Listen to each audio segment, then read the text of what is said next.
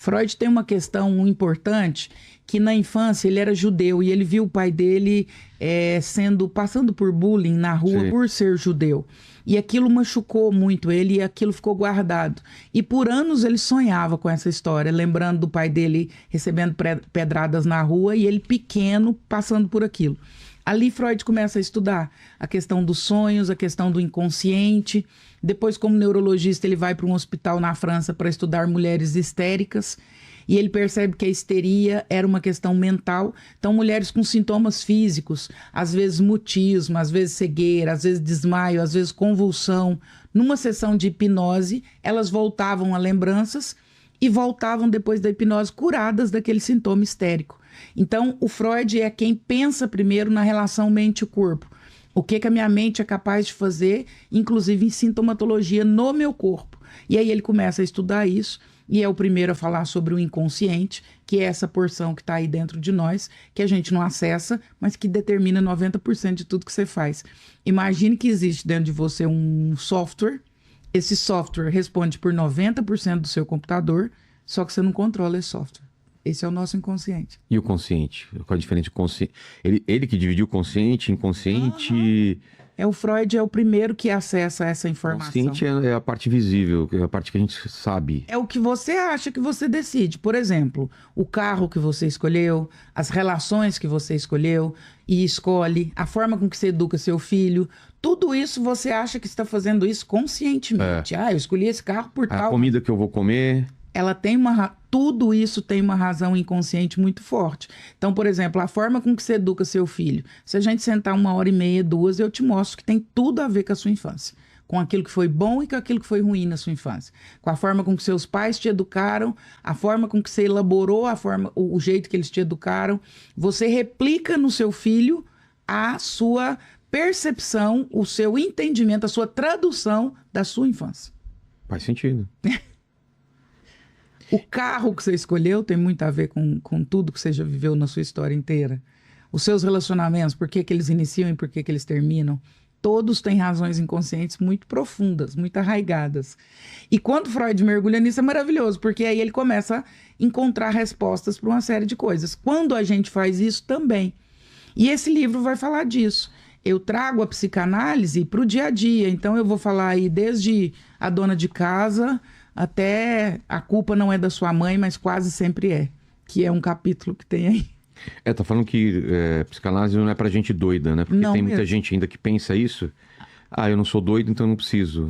Tem muita gente que ainda pensa que saúde mental é pra gente doida, né? Tem gente que você fala, nossa, seria legal você fazer terapia. Ele diz, não, eu não sou doido. Terapia é pra gente doida. Então, a saúde mental, ela ainda traz esse estigma da doença mental. E saúde mental não tem a ver com doença mental. E aqui tá falando sobre doer, né? É mais fácil cuidar de coisas que doem e a gente sabe o que tá doendo. Dor de cabeça, você usa remédio pra cabeça. É sobre isso. E a dor que você não sabe de onde vem, como que cura? Que acessa, que é a dor da alma. A dor da alma, o nosso corpo, na verdade, ele é uma folha em branco. Ele só traz e ele escreve aquilo que a alma não conseguiu gritar. A nossa alma, ela não fala e a nossa alma, ela não dói. Então, você tem uma questão mal resolvida e você não olha para ela. Daqui a pouco, você desenvolve uma insônia. O seu corpo está escrevendo o que a sua alma está falando. O corpo, ele é uma folha em branco. As doenças, isso já está provado, inclusive, pela OMS, que 85% delas partem de causas emocionais. Então, a minha alma está gritando várias questões. Eu não dou ouvidos. O meu corpo precisa me contar sobre o que a minha alma está dizendo. E aí eu adoeço. A doença, o sintoma, nada mais é do que uma manifestação psíquica daquilo que não é ouvido.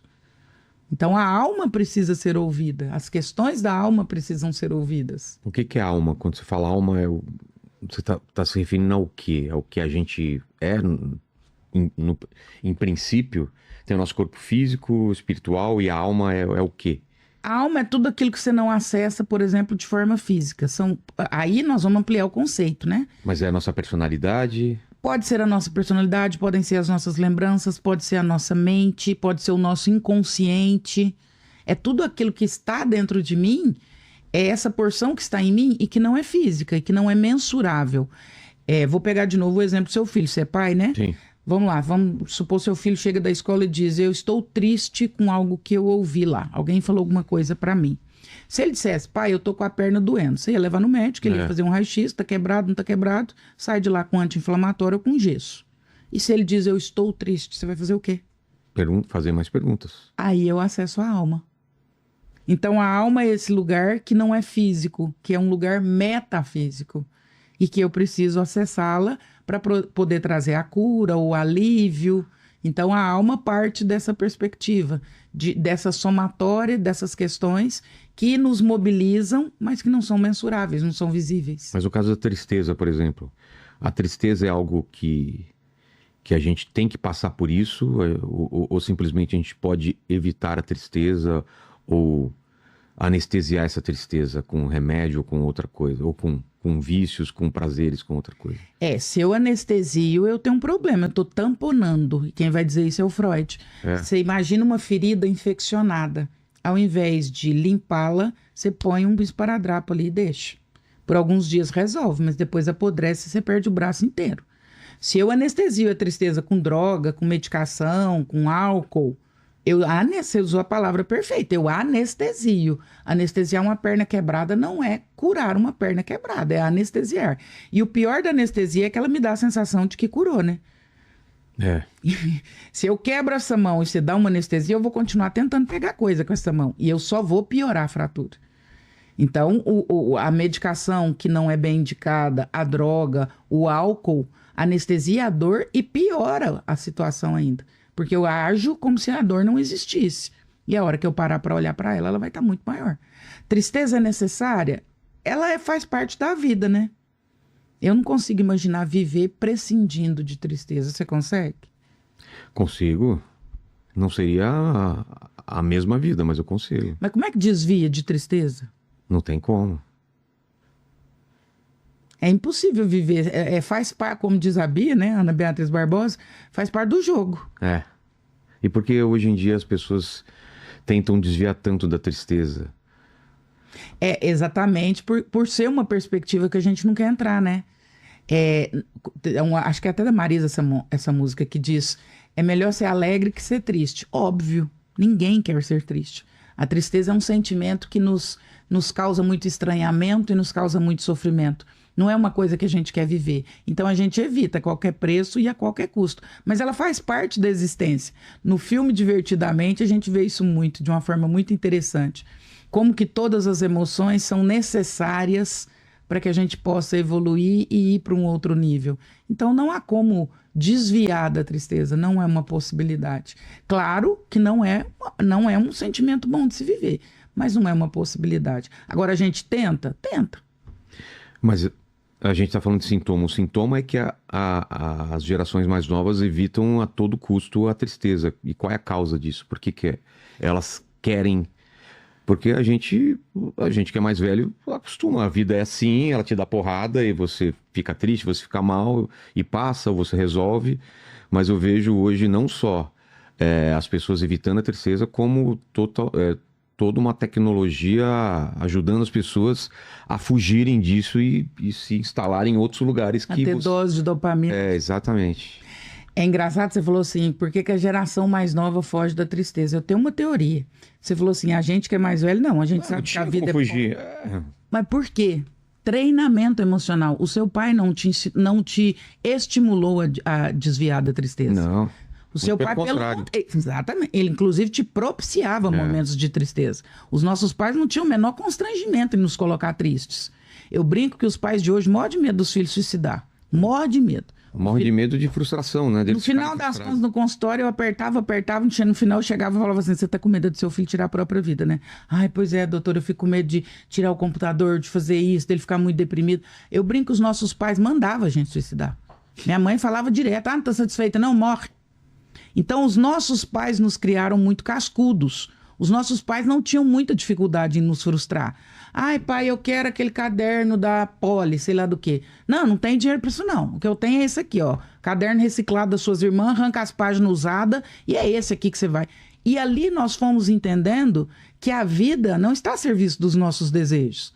E nem das nossas frescuras, e nem dos nossos mimimis. E nós fomos nós fomos crescendo, entendendo que a vida é feita de alegria, de tristeza, de ter e de não ter, de poder e não poder. Então somos uma geração nesse sentido muito mais preparada. Os nossos filhos, eles são pelinha de ovo e a grande responsabilidade é nossa. Sim. Porque a gente pula na frente e deita no buraco para eles passar por cima e não ter que cair no buraco. E aí o resultado é que a vida não vai fazer a mesma coisa. Aí ele chega lá na empresa, o chefe não vai falar para ele que ele é lindo e inteligente o tempo todo. O chefe vai falar a verdade, cara, você não tá dando conta de metade do que você foi contratado, você vai ser desligado. A namorada não vai achar ele a pessoa mais maravilhosa e em algum momento ela vai sentar o pé na bunda dele, porque ele não é isso tudo que ele acha que ele é. E aí o príncipe, que nunca foi frustrado, desaba. Desaba. E aí? O que acontece nesse momento? Aí cabe a nós, por exemplo, como pais, entenderem onde nós estamos errando e a partir de agora, como que nós vamos fazer para sustentar esse BO, né? Não tô falando nem como pai. Esse cara já saiu de casa, já tá no mercado de trabalho e é infantilizado desse jeito. Como resolver? Esse vai sofrer mais do que nós. Quando você falou bem, casca grossa, né? Ou casca dura. Quando a gente já vai mais preparado, quando a casca já tá mais grossa, você já chegou com a casca grossa. Você vai tomar pancada, você vai demorar mais para se desfazer. Essa pessoa que chega muito frágil, ela vai sofrer muito. Até que ela chegue no ponto de entender que esse é o jogo da vida, ela vai sofrer muito. Eu vejo isso muito pelos meus filhos, né? Eu, com 25 anos, já estava formada, já estava engravidando, já sabia de um monte de situação. O meu filho tem 25 e eu fico olhando, eu falo, meu Deus do céu, isso vai amadurecer com quanto? Com 30? 31, 32? Tem homem amadurecendo com 40, né? E aí, o que acontece com uma pele fina? Qualquer coisa rasga.